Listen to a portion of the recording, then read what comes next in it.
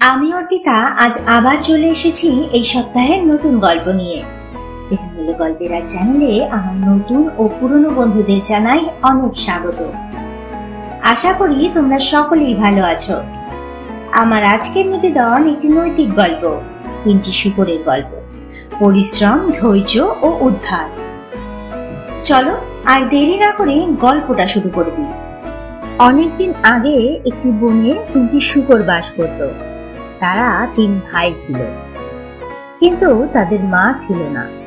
বনের মধ্যে একটি ছোট্ট জায়গায় তারা তিন ভাই একসঙ্গে থাকত। যখন তারা একটু বড় হলো, তখন তারা বনের মধ্যে আলাদা আলাদা থাকার জায়গা খুঁজতে শুরু করলো।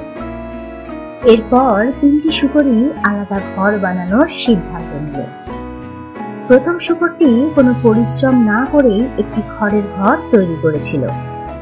দ্বিতীয় শূকরটি অল্প পরিশ্রম করে নিজের জন্য কাঠের ঘর তৈরি করেছিল।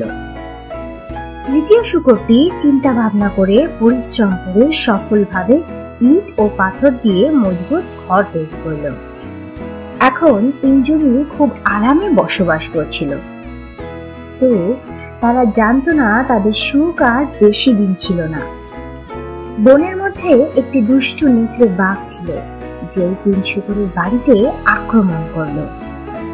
এরপর প্রথম দুই শূকর, যাদের বাড়ি খড় ও কাঠ দিয়ে তৈরি ছিল, তাদের বাড়ি ভেঙে দিয়ে উভয় শূকরকে খেয়ে ফেলল।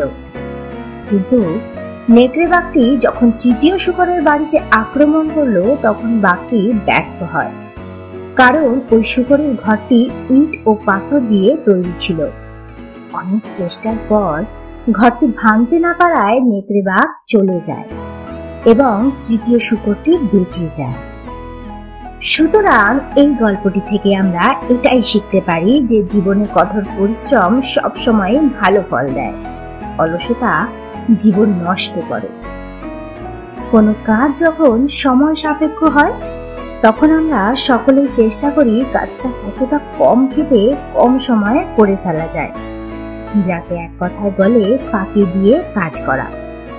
তার পরিণতি যেমনই হোক না কেন, আমরা সেটা কেউই ভাবি না।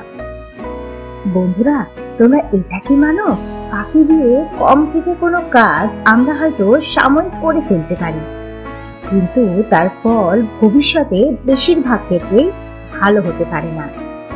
সুতরাং কোনো কাজ যদি আমরা নিষ্ঠা, একাগ্রতা ও সময় নিয়ে শেষ করি, তবেই বন্ধুরা আমরা দীর্ঘস্থায়ী ভালো ফল পেতে পারি। এই বিষয়ে তোমাদের কি মতামত আমাকে অবশ্যই কমেন্টে জানিও।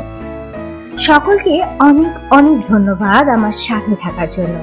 পুরনো বন্ধুদের কাছে অনুরোধ, গল্পটা ভালো লাগলে অবশ্যই লাইক ও শেয়ার করে আমার উৎসাহ দিও। আর নতুন বন্ধুদের কাছে অনুরোধ, গল্পটা ভালো লাগলে অবশ্যই চ্যানেলটা সাবস্ক্রাইব করে লাইক করে যেও। সকলে ভালো থেকো। আবার আসবো নতুন গল্প নিয়ে।